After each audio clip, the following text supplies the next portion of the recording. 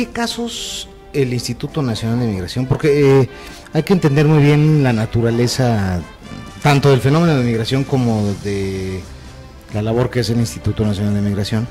¿En qué casos puede el instituto asegurar a un migrante y cómo se compagina este tema con el respeto de sus derechos humanos, etcétera?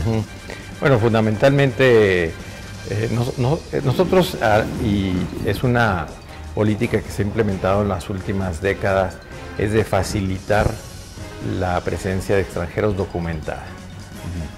Hemos establecido una serie de facilidades, de medidas que permiten la presencia en nuestro país de migrantes de manera documentada, sin mayor problema. Te puedo mencionar, por ejemplo, los programas que tenemos concretamente con Guatemala y Belice, las formas migratorias de visitante local, que les permite a los centroamericanos, guatemaltecos y beliceños venir a México, normalmente para actividades comerciales, de compras, de visita, de paseo, a las entidades de la frontera y concretamente una franja de 100 kilómetros a lo largo de la frontera desde Chiapas hasta Quintana Roo. La forma migratoria, el año pasado emitimos cerca de 300,000 formas migratorias, junto con las formas migratorias de trabajador fronterizo, sumadas, digamos, desde que se implementaron hace varios años, y que suman cerca de 300,000 las que se han emitido, que, insisto, facilitan la presencia de guatemaltecos y beliceños en la frontera, Tapachula, en Chetumal, en Ciudad Cuauhtémoc, en Chiapas, en Tenosique, en Tabasco, etcétera, etcétera. Y también la otra forma es la de trabajador fronterizo, les permite venir a trabajar en la construcción, en las fincas cafetaleras, que es lo más común, que vienen guatemaltecos hasta por un año, pueden perfectamente venir acompañados de sus familias, o sea, no se desintegran, no queda la familia allá y el esposo acá en México, sino se vienen de manera, como toda la familia, tienen acceso a educación, tienen acceso a salud, y sobre todo, bueno, pues los trabajadores que en este caso son guatemaltecos y beliceños, pues gozan de las mismas garantías laborales y los mismos derechos y las mismas prestaciones que cualquier mexicano, ¿no? Entonces, hemos también facilitado la presencia de las personas que de una u otra manera se les había vencido su forma migratoria, que ya se les había pasado el plazo. Se implementó desde el año antepasado un programa para regularizarlos. Fueron fundamentalmente centroamericanos los más beneficiados, alrededor de 8,000 extranjeros que regularizaron, sobre todo que viven en la frontera sur de México, pero también en la misma Ciudad de México, ¿no? Y el que se asegura, el migrante que se asegura, ¿qué pasa con él?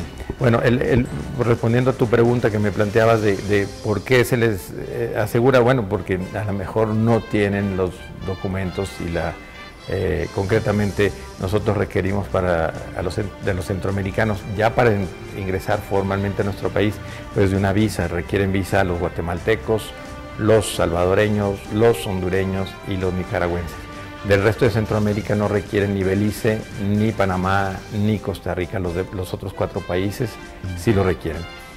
Entonces, fundamentalmente, los asegurados, que nosotros es el término que usamos, o presentados de acuerdo con las nuevas disposiciones legales que aprobó el Congreso de la Unión, la nueva ley de migración recientemente aprobada, que entró en vigor el pasado 26 de mayo, habla de presentados, es el término que se usa. Cuando no tienen sus documentos en regla, bueno, pues son repatriados a sus lugares de origen. Me planteabas tú el tema de derechos humanos. Bueno, pues justamente la repatriación o el aseguramiento se tiene que hacer respetando los derechos humanos de los migrantes. La repatriación se hace, incluso hay un memorándum suscrito por México con los países de Centroamérica para repatriar de manera ordenada, segura, ágil a los centroamericanos. El otro día teníamos oportunidad de comentar con el señor relator que estuvo por aquí en nuestro país, de la Comisión Interamericana de Derechos Humanos. El promedio, le decíamos, de un centroamericano en una estación migratoria son 24 horas, una vez que es asegurado. Pero bueno, si el aseguramiento es en la frontera sur, pues se traslada de inmediato. Diariamente salen de la estación migratoria que está en Tapachula autobuses que llevan a los guatemaltecos a Guatemala de regreso, a los hondureños a San Pedro Sula, que es un programa que recientemente estamos implementando con el gobierno hondureño. No los estamos dejando, en otras palabras, en la frontera de Guatemala y Honduras, que lo que hacían es regresarse. Inmediatamente. Entonces lo estamos llevando ya hasta San Pedro Sula, y lo mismo estamos haciendo con los salvadoreños. Los estamos llevando hasta San Salvador.